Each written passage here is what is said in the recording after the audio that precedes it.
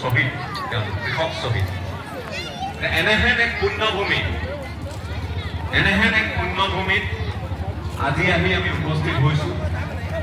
যদিও বা মই মনত কিছু প্ৰশ্ন লৈ আহিছোঁ যদিও বা মনত কিছু প্ৰশ্নৰ উৰুঙীয়া কলাকৃষ্টি আজি সমগ্ৰ ভাৰতবাসীৰ দৃষ্টি আকৰ্ষণ কৰিবলৈ সক্ষম হৈছে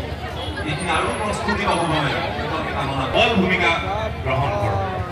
কৃষকসকলে ইয়াত খুব সুন্দৰকৈ উৎপাদন কৰি আছে বুলি আমি গম পাইছোঁ ৩,০০০ লিটাৰ গাখীৰ পুৱা ইয়াৰ পৰা বোলে ওলাই যায় আৰু বিয়লিৰ ভাগত ২,০০০ লিটাৰ গাখীৰ ওলাই যায় গুৱাহাটীক প্ৰায় ৬.৫ লাখৰ পৰা ৮ লাখ লিটাৰ মান আনুমানিক গাখীৰ দৈনিক লাগে গুৱাহাটী অকল গুৱাহাটী গতিকে ৰাজ্যখনত কিমান হ'ব পাৰে পৰিমাণটো ভাবক আৰু এই অঞ্চলৰ পৰা ৩,০০০ লিটাৰ মাত্ৰ আমি উৎপাদন কৰিছোঁ কি ক'বলৈ গৈছো আপোনালোকে অনুধাৱন কৰিছেনে ৩,০০০ টু ৩ লাখ লিটাৰ কৰিব পাৰিব লাগিব পাৰিবনে পথৰুঘাটৰ ৰাইজে পাথৰীঘাটৰ ৰাইজে পাৰিবনে চাহিদা ডিমাণ্ড গোটেই মাৰ্কেটখন গোটেই বজাৰখন ডিমাণ্ডৰ ওপৰত চলে চাহিদাৰ ওপৰত চলে চাহিদা আছে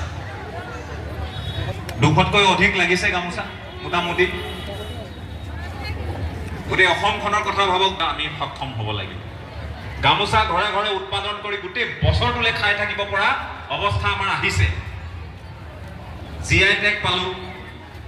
তথাপিতো ডুপ্লিকেটৰ নকলৰ আমি পাছ এৰা নাই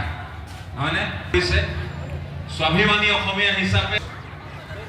আৰু অনাগত সময়ত আইসকলক অকল আইসকলৰ ওপৰতে দায়িত্বটো নিদিওঁ বাৰু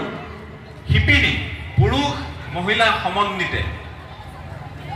আমি সন্মিলন পাতিম অনুষ্ঠান পাতিম অধিৱেশন পাতিম বহুতে আমাক হাঁহে অসমীয়া মানুহখিনিক বোলে 12 মাহে বিহু উৰুকা তাৰপাছত পিছদিনা আপোনাৰ মেজি জ্বলালে পহিলা মাংগলী নামঘৰ খেলালে খেল তাতে শেষ এতিয়া মাঘ বিহুৰো আমি অনুষ্ঠান পাতো তাতো সময় সাপেক্ষে কৰি গোটেই কথাবোৰ সুবিধা অনুযায়ী আমি